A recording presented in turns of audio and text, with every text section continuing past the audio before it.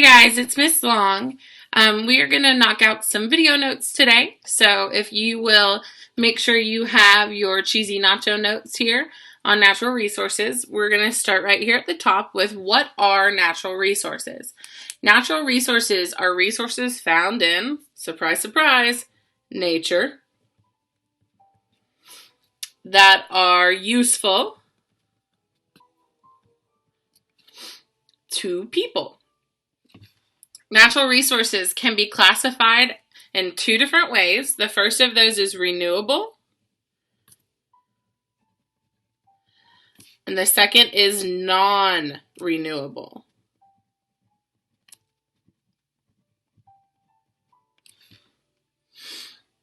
All right, so we are going to start off with talking about renewable resources. So the prefix re means again.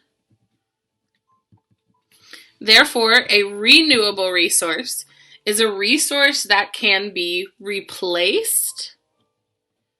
Okay, and this next part is the most important. It can be replaced as quickly as it is used. Renewable resources almost never run out. There are 5 main types of renewable resources. Okay, the first type is solar. So solar energy is energy that is harnessed from or comes from the sun. Solar energy is considered clean energy because it does not release pollutants such as greenhouse gases.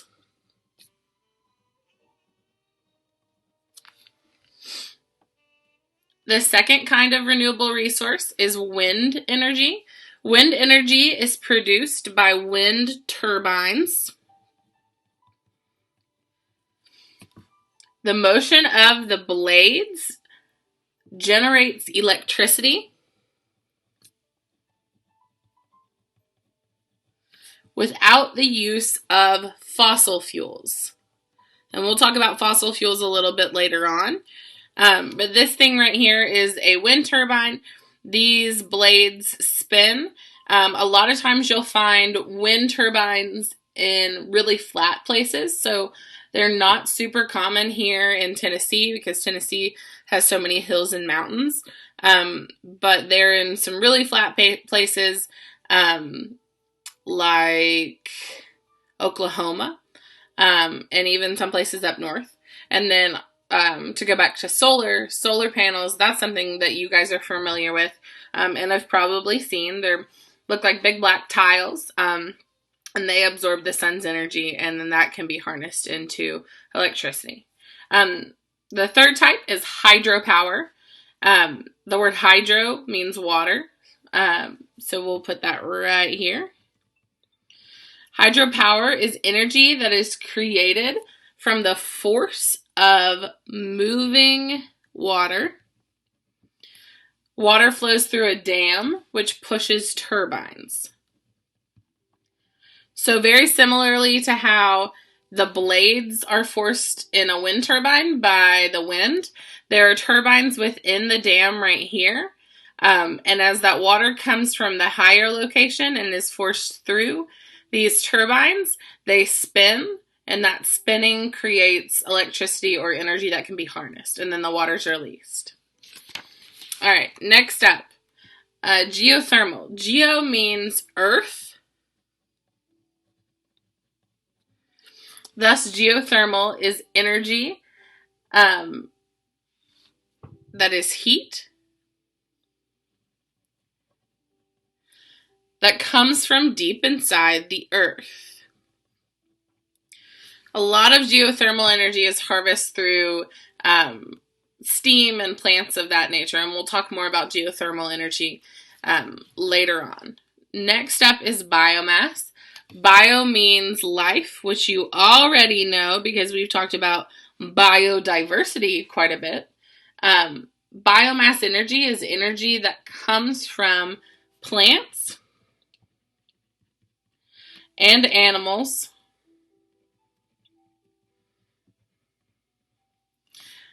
The stored energy comes from the sun originally, and then burning the biomass releases stored energy.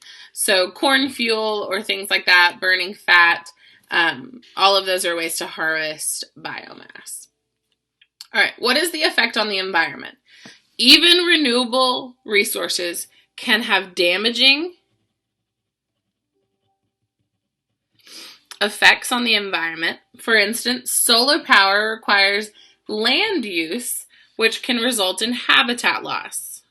Okay, that's not something you immediately think of with solar energy, but you have to have somewhere to put those panels. The use of hydropower involves building dams, which can change the water flow and affect aquatic ecosystems. So all those fish and animals that live within the water, that's going to definitely impact them and their ability to travel from one place to another.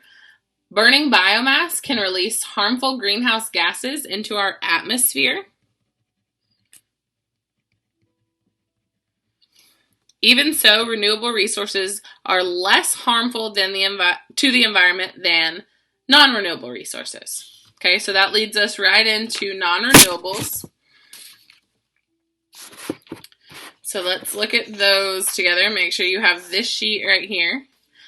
The prefix non means not, obviously. Therefore, a non-renewable resource is a resource that cannot be replaced as quickly as it is used. Non-renewable resources will eventually run out. Okay, especially because they cannot be renewed. There are two main types of non-renewable, and then we'll talk about a few more. So nuclear energy is energy that is released by splitting uranium atoms. Splitting the atoms produces heat, which generates steam that powers a turbine. There we go again with the word turbine. Okay, a giant moving wheel of some sort. And that turbine produces electricity. Nuclear power is considered a clean source of energy because it does not produce greenhouse gases. This is a little nuclear power plant. You may have seen some of these here in Tennessee, and that is where all of this happens with the uranium. Nuclear energy is a little more dangerous to harness than any other form. So next up is fossil fuels. Fossil fuels are formed from the remains of dead plants and animals. Okay, kind of sounds similar to biomass. After millions of years, heat and pressure turn the dead organisms into fuel that humans can burn. There are three types of fossil fuels. So if you'll come down here, these three are each the types of fossil fuels. So coal is one. And remember, they're made from those plants and animals that have been kind of compacted by heat and pressure. So coal is a solid sedimentary rock formed from plants. Crude oil, also called petroleum,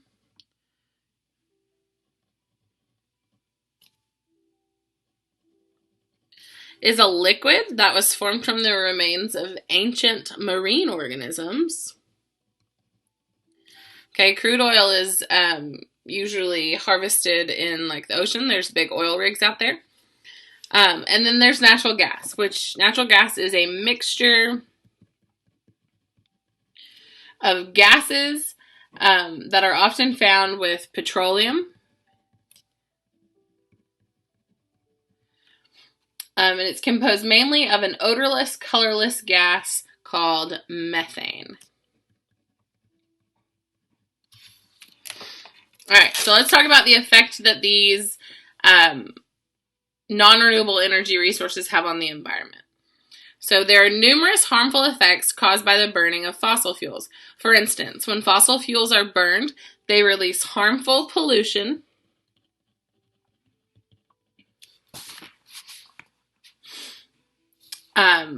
into the air, which can damage our health. The burning of fossil fuels is also causing global climate change.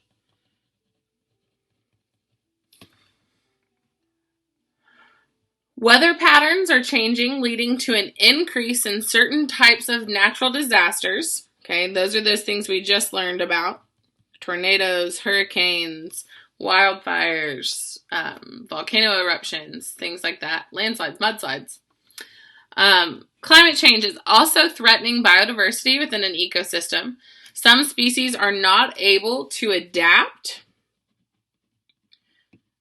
to the changing environment and may one day become extinct, okay, which we know will have a huge impact on the entire environment.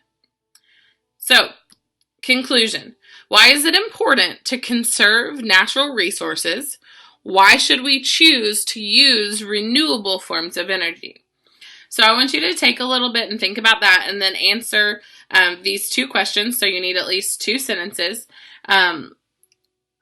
Really think about the impact that these different forms of energy have on our environment before you come up with an answer. You need to make sure you focus on how important it is to conserve natural resources, those renewable resources, because our non-renewable resources are so limited.